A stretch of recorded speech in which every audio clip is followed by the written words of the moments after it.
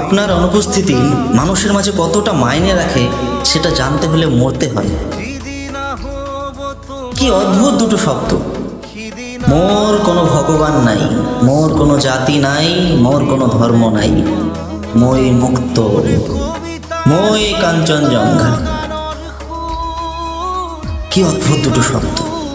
তো জুবিনদার কথা মনে পড়ছে, তো আমি মনে মনে ভাবছি এই যে কথাগুলো কেন ব্যবহার করেছিল, এমন ধরনের কথা। তো হঠাৎ করে ক্যালকুলেশনটা মাথায় এলো যে মানুষটা তো শুধু তার দেহটা পড়েছিল, কারণ আমি মুক্ত এই কথাটা সাধারণ মানুষ যে কেউ সাধারণ বলতে পারে না।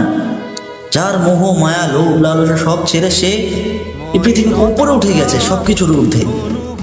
তার মানে তার শুধু পার্থিব শরীরটা শুধু পড়েছিল সবার মাঝে, আর তার আত্মা তো সবার আগেই বিলীন হয়ে গেছে।